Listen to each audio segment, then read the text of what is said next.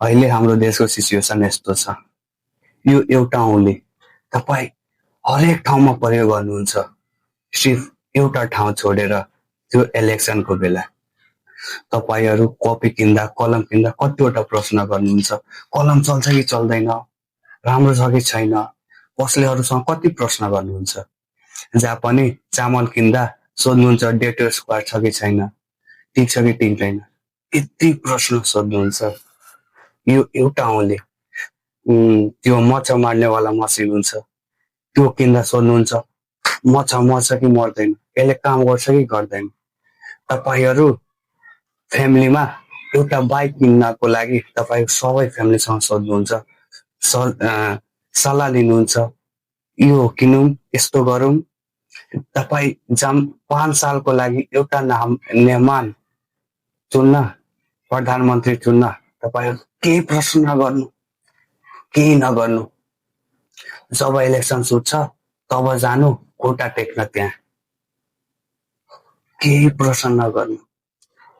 तपाईँको यो एउटा औँलाले तपाईँको छोराछोरीको भविष्य राम्रो उज्यालो हुन्छ।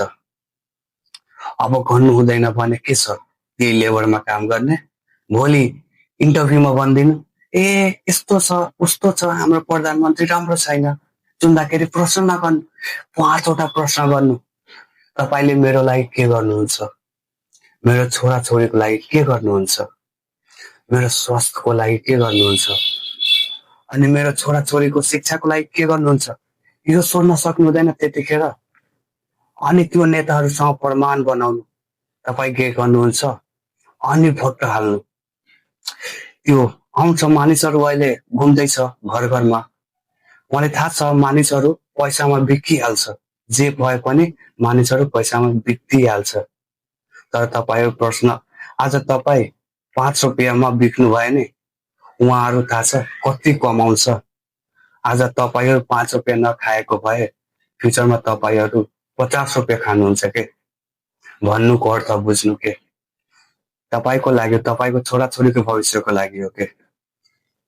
5वटा प्रश्न सोध्नु अनि प्रमाण लिनु के गर्नुहुन्छ हाम्रो देशको लागि। अनि राम्रो व्यक्ति, असल व्यक्तिलाई मात्र भोट हाल्नु, कसैको दबाबमा, कसैको प्रेसरमा, पैसामा नबिग्दिनु प्लिज। तपाईँहरूको कारणले तपाईँको छोराछोरीहरू कस्तोमा परेको छ, जेनजी आन्दोलन गर्नु पर्यो के। अनि हामी जेनजी भाइहरूले आफ्नो आमा बुवालाई, नपढेको आमा बुवालाई सुझाव दिनुपर्छ, यो मानिस मान्नु, यस्तो गर्नु। ल हस्, आजको लागि यति नै। जय नेपाल।